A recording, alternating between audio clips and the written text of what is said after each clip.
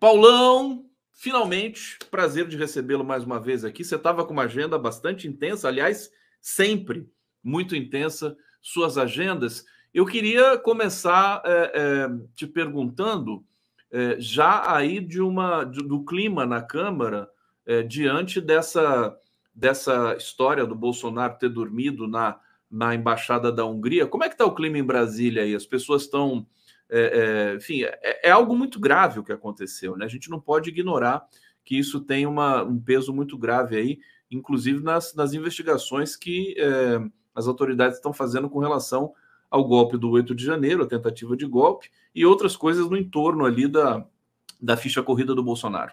Vamos ouvir, então, Paulão do PT. Situação gravíssima, Conde, para os internautas desse seu programa com grande credibilidade. Veja bem, o que é que ocorreu?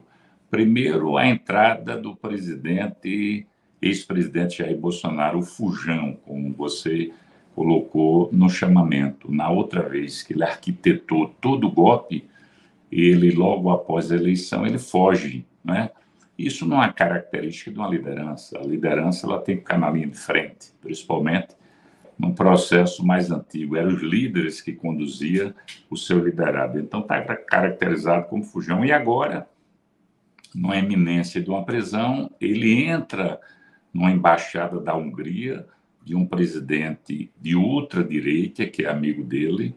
Isso vai gerar um problema diplomático profundo. É por isso que a própria embaixada do Itamaraty solicita explicações do embaixador da Hungria, como é que o Bolsonaro se transforma agora num processo de pousada a embaixada da Hungria, né, para ter a sua imunidade protegida. Isso é muito grave. Segundo, o processo também de Marielle, né, que está pegando fogo aqui em Brasília, Conde. E há a possibilidade de dar celeridade na CCJ para a cassação do deputado federal Brazão, um dos envolvidos na morte da ex-vereadora Marielle, né? Essa mulher de luta, guerreira, que fez o bom combate, e o próprio partido, no caso a União Brasil, diante da crise tão grave, de uma forma rápida expulsa ele, mas tem uma probabilidade que hoje, inclusive, que isso não é fato normal nessa casa, a CCJ apure e ele seja expulso, logicamente vai para o plenário. Então, a gente tem dois fatos aí. A questão da fuga do Bolsonaro, e está sendo comprovado que ele foi um dos arquitetos desse processo, junto com seu ajudante de ordem, junto com o ex-ministro do Exército, né, que foi um dos articuladores, o general Vilas Boas. Há uma caracterização também que, inclusive, a sua esposa está envolvida na mobilização em Brasília. Por isso que a negativa do general, quando foi questionado pelo ministro da Justiça na época, Flávio Dino, e o Ricardo Capelli, porque se tivesse de prender as pessoas em frente ao quartel, possivelmente estaria a esposa do general Vilas Boas, né? Braga Neto, né, que foi o vice do presidente anterior, também envolvido de uma forma indireta ou direta, só a apuração vai dizer, porque foi ele que indicou o delegado que deveria apurar o crime contra a Marielle. Veja a cara de pau do delegado. Ele se aproxima da família, ele vai ao enterro, quando veja que coisa louca, né? Esquizofrênica, é um processo, um cara desse não tem nem rotulação, até em respeito aos esquizofrênicos.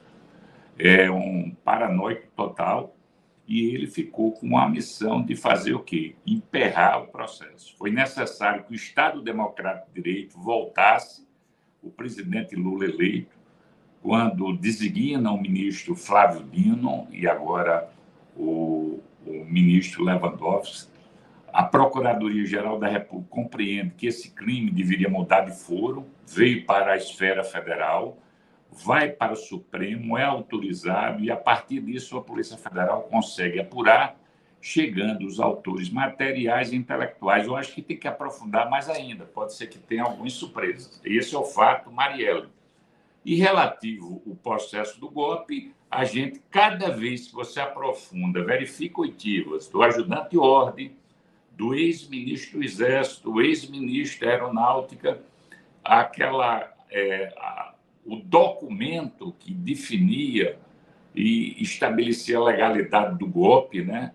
Muito grave. No dia 8 de janeiro, houve uma verdadeira ação terrorista do processo, onde eles depredaram o Congresso Nacional, depredaram o Supremo. Havia uma orientação de prender o ministro Alexandre de Moraes, em alguns casos, alguns fanáticos até matarem ele. Então, isso é muito grave.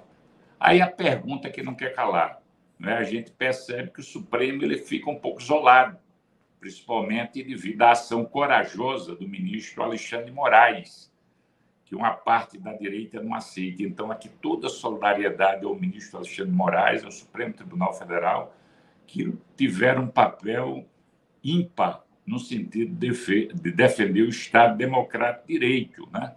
Isso é fundamental. E espero que eles sejam penalizados e a gente não tenha um arranjo no Congresso Nacional, porque tramita o projeto, e eu não quero dizer que já voto contra, e o Partido dos Trabalhadores, anistia não. Nós não podemos dar anistia a terroristas que queriam atentar contra a nossa Constituição. Aliás, a gente fica até espantado com o fato de alguns setores, né, acho que ainda minoritários, né, do Congresso tentem inocular essa matéria, né, da anistia para os golpistas aí. Agora, uma coisa muito importante você falou aqui, Paulão, prazer receber o Paulão aqui, sempre com informações, além de tudo, preciosas e elegantes. Eu queria que você falasse, hoje vai ser votado a questão da prisão do Brazão, né? Do Chiquinho Brazão. Isso já está agendado? Como é que vai ser no Congresso? Hoje tem uma reunião da CCJ, Comissão de Constituição e Justiça, e ela vai analisar justamente o pedido de cassação dele. E essa é cassação? Não é só cassação. A cassação passa pela CCJ. Primeiro, pela Comissão de Ética. Você sabe que a Comissão de Ética ela é indicativa, ela não é decisória. Mas depois da Comissão de Ética, você manda para a CCJ e depois do plenário. Mas o clima que está, inclusive na União Brasil, o partido que tem um domínio, tem espaço no governo do nosso presidente Lula, mesmo assim tem um grau de infidelidade imenso. Você viu que recentemente a briga pela presidência teve incêndios, né? Atentados da casa do atual presidente eleito, né? 2 pernambucanos, né? Isso é gravíssimo. Então, uma situação, veja que estádio de degeneração chega uma organização partidária onde não está aprovado ainda, mas deve levar isso, que foi disputa de poder. E é esse mesmo cidadão Brazão que é filiado à União Brasil. A história desses irmãos, eles são poderosos desde a Câmara de Vereadores, depois a Assembleia Legislativa. É preciso a gente lembrar que a atuação da deputada estadual Cidinha Campos, do PDT, que teve vários embates com os irmãos Brazão. Inclusive, ele ameaçando ela de morte. Ela até reconhece num vídeo que andava armada. Ela disse, eu ando armada, atiro bem, mas não recomendo isso. Veja o nível. E essa turma ficou com poder imenso, porque teve espaço na Câmara, na Assembleia Legislativa, foi para o Tribunal de Contas, e uma parte do Rio de Janeiro, que eram terras que pertenciam ao Estado, eles começaram a controlar, chamado milicianos, né? Que geralmente são pessoas da segurança pública que são expulsos em parceria com essa classe política que não representa a política com P maiúsculo. E eles controlavam terrenos, controlavam a entrega de gás, controlava a internet, controlava o transporte alternativo, tudo. E se você não rezasse na cartilha, você era morto. Inclusive, vários foram mortos, inclusive integrantes da organização. Marielle, que foi assessora do Marcelo Freixo, depois foi eleita, uma grande votação, não perdeu suas raízes, sempre fazendo defesa daquelas pessoas que mais precisam, E o Estado do Rio de Janeiro, quando tem uma contradição enorme de pauperização, e ela vai fazer o bom combate, assassinada por um profissional, Conde, que é preciso verificar o detalhe. Ele matou ela com uma pistola semiautomática, que ela tem um poder de fogo e de arranque. Só os grandes atiradores fazem esse movimento. Ela levou 5 tiros, ela e o motorista, né? O Anderson. Então, foi um profissional. Agora, veja bem, esse atirador, que era sargento da polícia, o Rony Lessa, por incrível que pareça, morava no mesmo condomínio de luxo em frente à Barra, onde morava quem? Era vizinho do Bolsonaro, amigo do Bolsonaro. Poucas casas dele. A pergunta é que não quer calar, sem querer desmerecer, se ele não ganhou na Mega Sena, se não teve herança, como é que um sargento com um salário que tem no Brasil compra um condomínio de luxo? Geralmente você tem condomínio verticalizado, mas de casas é raro no Brasil, principalmente no Rio de Janeiro.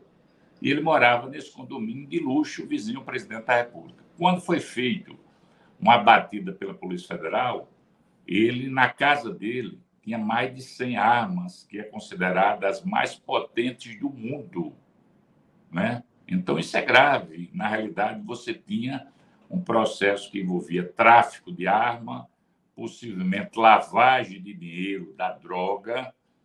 A imprensa anuncia que, inclusive, pessoas que têm envolvimento com Brazão, um assessor, ele tinha relação, conforme a imprensa, com o pastor Malafaia. Então, é muito imbrincado o Rio de Janeiro, muito grave essa situação. Eu lembro, quando fui presidente da Comissão de Direitos Humanos em 2017, acompanhando o caso daquele jovem Rafael, você lembra, né? Que foi preso, um jovem negro que estava com uma espécie de cheirando cola, dizia que ele ia fazer um ato terrorista. Aí a gente foi visitar ele na prisão, depois visitamos o TJ, o Ministério Público, e eu fui em Bangu, fui em Mangueira e fui em São João de Meriti. E lá a gente visitou uma mãe de santo, muito querida, assim, uma liderança, e ela relatava com muita coragem que tinha uma milícia chamada Soldados de Cristo. Eram evangélicos, eu não sei qual a denominação da igreja, todos carecas, e o papel dele era destruir os templos de Umbanda e de Candomblé. E isso é muito grave. Então, você tem uma relação, porque o grande problema do tráfico, que tem muito dinheiro no mundo, não é só aqui no Brasil, e aquele livro famoso de um colega seu italiano, Calviano, 000, onde ele faz o roteiro da cocaína, ele diz: se hoje abruptamente parasse de vender cocaína, você quebrava o sistema financeiro internacional. Isso é muito grave, a declaração do Salviano no livro dele, 000. Então, aqui, um dos grandes problemas é o seguinte: como lavar o dinheiro? Aí você estabelece pontes com algumas igrejas com o papel de fazer a lavagem do dinheiro. Então, essa lavagem está ligada a armas, essa lavagem está ligada às milícias, e o caso da Marielle, porque ela estava defendendo a luta da moradia e mostrando essa máfia. Agora, a pergunta que não quer calar: quem colocou o delegado para fazer a investigação que abafou o caso? Foi o Braga Neto. O vice-presidente do Bolsonaro, o general Braga Neto, que foi interventor do Rio de Janeiro. Eu acho que tem que aprofundar as investigações e chegar nessa figura. Eu acho que elas serão aprofundadas, é o que todos nós esperamos, porque, afinal de contas, tanto o depoimento do Rony Lessa quanto essa figura do Rivaldo Barbosa ensejam outras investigações, deixam ali pontas abertas. Paulão, explica para a gente por que nunca é hora de prender o Bolsonaro. Toda vez que ele comete um deslize, né, extravagante como esse da embaixada e tudo mais, e não só também porque ele também é amigo da família Brazão, isso pode vir a acontecer um aprofundamento das investigações, como quem colaborou para obstruir as investigações, né, do caso Marielle, por que nunca é hora de prender? Quer dizer, as pessoas estão perguntando, o STF se manifestou, o STF não, quer dizer, foi um bastidor, né, dos ministros dizendo, olha, tem que ter cautela. Você acha que ainda é o momento de ter muita cautela com essa questão da prisão do Bolsonaro? Conde, antes de responder, eu recebi aqui uma informação da minha assessoria importante para o seu programa, que tem um nível de audiência altíssima. Na CCJ, Comissão de Justiça, Constituição e Justiça, vai ser analisada a prisão. Depois vai analisar a sua cassação. Então, hoje, já é um fato importante, porque o fato ocorreu a semana passada, a gente não tem essa rapidez nessa casa. Geralmente dura 30, 40 dias no meio. Dessa vez está analisando a prisão e depois a sua cassação. Agora, respondendo a tua pergunta, realmente, claro que você tem que respeitar o Estado Democrático de Direito, a ampla defesa, o contraditório, o Ministério Público Federal. A gente percebeu que tinha uma divergência com o Supremo Tribunal Federal, principalmente na gestão anterior. Com a nova gestão, eu acredito que está tendo afinidade, isso facilita. Então, a gente não quer rasgar o Estado Democrático de Direito para ninguém, inclusive para Bolsonaro. Mas vai chegar um momento que esse cidadão vai ser preso, sim. Eu acho que os indícios que estão robustos levam a crer que ele sabia de todas as operações. Quando ele perde a eleição, ele foge, é o fujão. No dia 8, ele sabia de todos os passos terroristas de depredação do Ministério, no Congresso Nacional, no Palácio do Planalto, no Supremo Tribunal, a prisão do ministro Alexandre de Moraes, possivelmente a sua morte. Esse cidadão não tem condições nenhuma de ficar solto, claro, respeitando o Estado Democrático de Direito. Até porque, se não for dado esse exemplo, como é que fica o pacato cidadão? Ele não vai acreditar no Poder Judiciário. Então, sou da tese que ele tem que ser preso, sim, pelos crimes que ele cometeu contra a democracia. Perfeitamente, no devido processo legal, evidentemente. O que é curioso é que, assim, grandes juristas, eu vou destacar aqui o Pedro Serrano, né? Pedro Serrano, que sempre se manifestou até contra a prisão do Bolsonaro em alguns momentos, justamente porque é um garantista e faz questão de explicitar essa posição. Até o Serrano disse que falou: olha, tem uma hora que não dá mais para você continuar, né, digamos, permitindo que uma figura perigosa como essa, né, fique solta, né? A prisão preventiva estaria ali justificada. Muitos especialistas falaram isso também, mas a gente entende que o Alexandre de Moraes está com o controle, né, Paulão, desse processo, assim, tá transparente, a gente está observando tudo isso. Paulão, deixa eu te perguntar sobre a pauta do governo para essa semana. Quais são as prioridades aí da base do governo Lula, da qual você faz parte, para votações, aprovações? O que está na prioridade, o que está no prelo aí para ser votado, que é importante, que você pode falar para a gente? Conde, na realidade, a gente vem há quase um mês num processo de sessões muito, como diria uma palavra assim até popular, maciota, com retardo, né? Você sabe que o modelo da pauta em câmaras municipais, assembleias, Câmara Federal e Senado é presidencialista. Então, o controle pertence ao Arthur Lira, do PP, do Partido Progressista, um dos coordenadores do Centrão.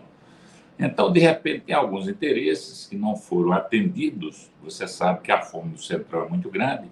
Exemplo, eles sonham em voltar a ter o controle do Ministério da Justiça. É por isso que eu tive a oportunidade, vários colegas do PT, de prestar solidariedade à cientista política Nise, a nossa Nízia, ministra da Saúde, uma mulher séria, competente, mas o Arthur e todo o grupo querem o controle novo. Então, isso é um sonho de consumo e outros espaços, porque o Centrão ele não tem limite, né? Eles querem sempre mais espaço. Se dependia, querem controlar o governo, o que eles fizeram no governo Bolsonaro. A gente tem um modelo presidencialista de acordo com a Constituição, mas no período Bolsonaro teve o parlamentarismo. Na realidade, o primeiro-ministro foi o Arthur, né? Presidente da Câmara, já que o Senado, o Rodrigo Pacheco, mais calmo, terceirizou para ele, mas os dois tinham controle com o Alcolumbre. Então, eles têm isso. Aí a pauta está muito lenta, foram votados somente pauta consensuais, mas a semana passada interditou, porque tem uma pauta que é a pauta relativa ao processo de falência no Brasil. E o devedor costumais. Falência, você sabe que existe um esquema pesado, né, de empresas que elas fazem a falência para ter lucro. E só quem perde é os sócios e os consumidores pequenos, né? O grande nunca perde. E fica, você veja que um grande grupo empresarial chamado Americanas, você teve um golpe implantado pelo Paulo Lemos e seus sócios, ele que mora em Genebra, na Suíça. Só quem quebrou foram os pequenos fornecedores da Americana. Mas ele continua bilionário, um dos homens mais ricos do mundo, e os outros irmãos, os outros sócios dele. Então, esse processo de falência é uma discussão que está sendo feita pelo Ministério da Fazenda, com sua equipe, planejamento, no sentido de atualizar uma legislação que está defasada e, principalmente, para você evitar justamente os esquemas de falências que os tubarões continuam tendo lucro, eles fazem proposital. Então, essa lei ela está com esse objetivo de otimizar e penalizar para não ter esse esquema de fuga. Então, você, quando chega nessa casa, aí tem muitos interesses, principalmente o Partido Novo, que, de novo, não tem nada, é um partido dos grandes empresários, inclusive do Paulo Lema, foi um dos caras que mais incentivou o Partido Novo no Brasil.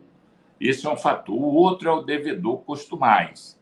Mas a gente tem que verificar o devedor costumais, aquele de má-fé, e o devedor que tem um processo relativo à realidade social dele. É por isso que o Lula criou o Desenrola. Para você ter ideia, onde internautas, pessoas que deviam até R$100, tinha mais de 30 milhões de pessoas no Brasil. E essas pessoas eram impedidas de fazer qualquer negociação em banco, de impedimento. Quando é dado o perdão, você de novo renova esse fluxo de novas pessoas que acessam o mercado financeiro, né? Então, a gente tem que diferenciar aquele devedor costumais que, propositalmente, ele faz de má-fé, e os bancos têm suas razões, mas separar da maioria de pessoas que estão endividadas devido à realidade social. E você sabe que o sistema financeiro ele não tem perdão, né? Ele só tem uma legalidade, mas, no fundo, é agiotagem nacional e internacional. Perfeitamente, que nós estamos torcendo muito para que essas figuras como Jorge Paulo Lemann, o Beto Sicupira, né, que são ali grandes, né, grandes fortunas, que eles também tenham os seus prejuízos respectivos diante dessas aparentes fraudes aí, né, quase que certas fraudes que foram cometidas aí no sistema brasileiro. Olha, deixa eu já colocar na tela aqui nossa próxima convidada, Ela Vieco. Seja muito bem-vinda aqui, subprocuradora da República aposentada. A gente vai falar um pouquinho sobre a ditadura, sobre 1964. Querida Ela, pedi para você uma saudação aqui para a gente rápida, só para fazer a transição. Tudo bem com você? Tudo bem, olá, Conde, Paulão e todo mundo que segue esse programa tão bacana. Que bom. Paulão, agradecer demais sua presença aqui e vamos ficar de olho. Por favor, você me acione também se tiver alguma informação aí dessas que você sempre manda para a gente, que sempre preciosas aqui para a nossa transmissão, para a nossa informação com o nosso coletivo. Agradeço demais sua presença aqui hoje no 11 News. Conde, me permita dar um abraço virtual a ela. Ela é uma figura que eu tenho um grande respeito. Eu tive a oportunidade de ser presidente da Comissão de Direitos Humanos da Câmara em 2017, mas tem um amigo comum que foi deputado federal, eu aprendi muito com ele, e hoje ele mora comigo. Ele é assessor especial do Silvio Almeida, que é o seu conterrâneo Nilmário Miranda, né? E Nilmário é um amigo queridão de ela e que a gente conheceu. E eu quero aqui não fazer uma inconfidência. Na época que o nome dela foi cotada para ser ministra, eu torci muito, viu? Eu acho que foi um grande erro do governo não ter escolhido essa jurista, mulher de luta, sensível, comprometida com as pautas sociais, e ela representando não só a representação feminina, né? O povo brasileiro, mais essa sensibilidade. Foi um grande erro ela não ter sido eleita aqui, né? Eu torci na época com o Nilmário. Mas, Conde, um grande abraço para você, para os internautas, sempre uma alegria. É sempre uma honra você, esse questionador, né? Fazendo os bons questionamentos. Eu sempre gosto de uma frase do pessoal da juventude peruana, e você está encaixado nela. Quando pensei que sabia respostas, mudaram as perguntas.